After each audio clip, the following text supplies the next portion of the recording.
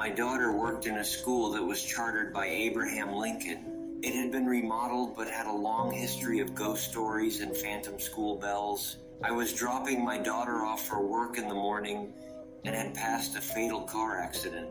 As we drove up to the front door, a woman in 1970s clothes was holding a purse and notebook. Since my daughter's co-worker called in quite a bit, she thought she was a substitute wearing vintage clothes. I helped my daughter get something out of a van as my daughter greeted the woman and unlocked the door. The woman said clearly to my daughter, "And did you see that awful accident?" At that time, as I walked over to my car door, another employee arrived and I noticed her go in as I was leaving. My daughter texted me the other employee saw no one while the women talked to my daughter and I. My daughter searched the building and no one was present. When I was 8 years old, I lived in Mexico for about a year. My grandparents lived in a ranch and there was a big river about 5 min from their house. My uncle used to fish all the time since he would go to the city and sell the fish. One day he found a child dead floating in the river. He pulled him out and went around other small cities around the area asking if someone was missing a child. Nobody claimed him, so they had no choice but to bury him in the nearby cemetery, which was like 10 min away. The cemetery was in front of my grandpa's cornfield.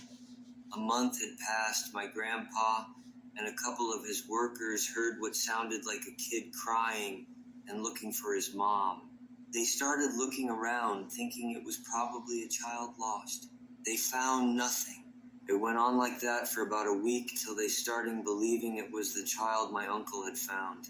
I remember clearly the day I saw him and heard him too. Me and my cousin were taking lunch to my grandpa up to the field when I heard someone crying and screaming for their mom. My cousin froze and was scared to even move there in front of us. In the road, we saw a boy about 6 years old looking at us. He was wearing jeans and a blue and white striped shirt, no shoes. He disappeared and my cousin screamed saying that was the dead kid they had found. Since they didn't let me attend the burial of the kid, I didn't know how he looked, but I knew right there that I was looking at a ghost cuss. He disappeared right in front of our eyes. We had to go get blessed cuss. We couldn't even talk after what we saw. The boy had blunt force trauma on the back of his head. They said he was no longer then. One day in the water, he was somewhat bloated. His eyes were kind of opened. He had hazel eyes.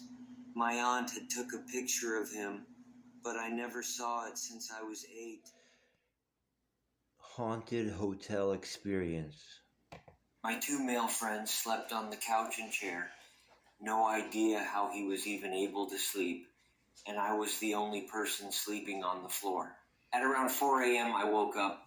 I didn't physically get up, but just opened my eyes. I remember reaching my arm over to grab my phone, seeing the time and thinking, I wish it was sunrise already, because the atmosphere was super spooky. It's hard to describe. The air felt stuffy and cold. I know this phrase gets overused, but it literally felt like someone was watching me. The closest thing I can compare it to is actually a video game about ghosts called Fatal Frame 2.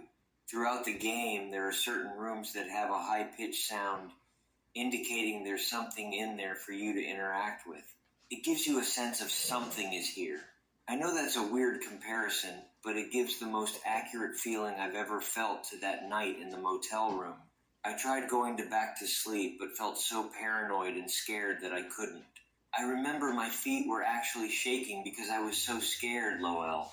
I tried coughing a little to signal to my buddies on the couch, like, hey, are you guys awake? But no response.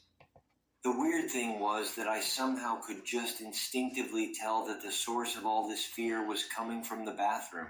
I was closest to the bathroom because I slept on the ground. Like I could just feel that something was not right about the bathroom, and it scared the crap out of me even though I couldn't see anything. It also felt dangerous to move. Like the universe was saying, don't get up, don't move, just go back to sleep. You're not supposed to be awake right now.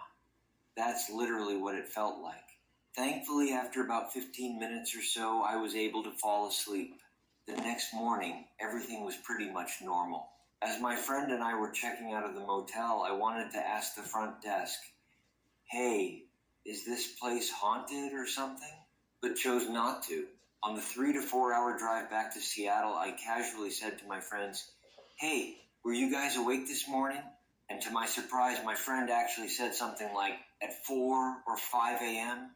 I said yes. Then my friend said yes. Weirdly enough, it got quiet, and we both just knew to leave the conversation at that. It was pretty awkward, but that was literally it. I could tell that he also experienced what I felt at 4 a.m., and just like me, he didn't want to talk about it. It felt sort of cursed to talk about it, honestly. That was the end of that experience. But fast forward to 2020 during COVID, I was bored and stuck at home, and that Ocean Shores trip came back to mind. I was curious and just Googled Ocean Shores Westerly Motel. And the first thing that came up was actually a Como 4 news article written in 2014. The article states that in 2014, at that exact motel we stayed at, there was a man who locked himself in the bathroom in a standoff against police. He started a fire and died of smoke inhalation in the bathroom before being taken to the hospital or something. You can find the article itself if you just Google Como News Westerly Motel.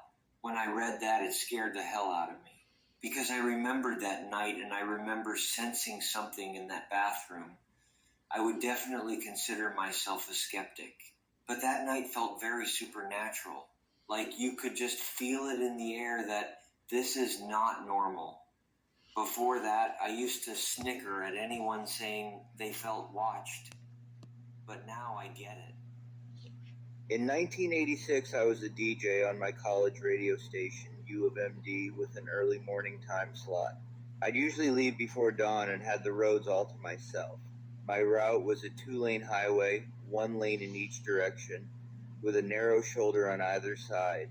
One morning, I'm tooling along at about 55 at my peach coming over the crest of a hill.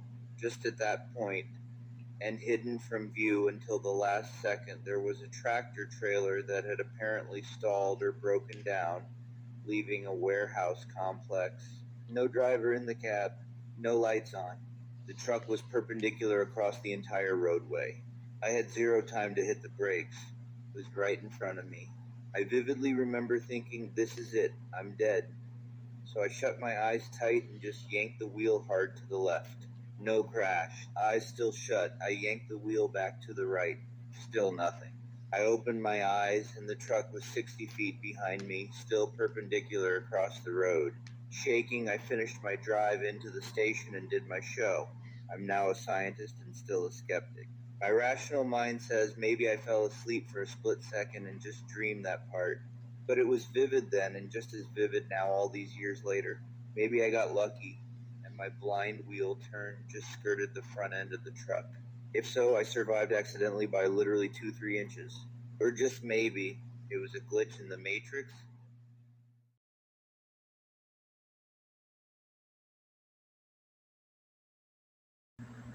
Years ago, when I was younger, I had to stay on a MDHU in our local hospital.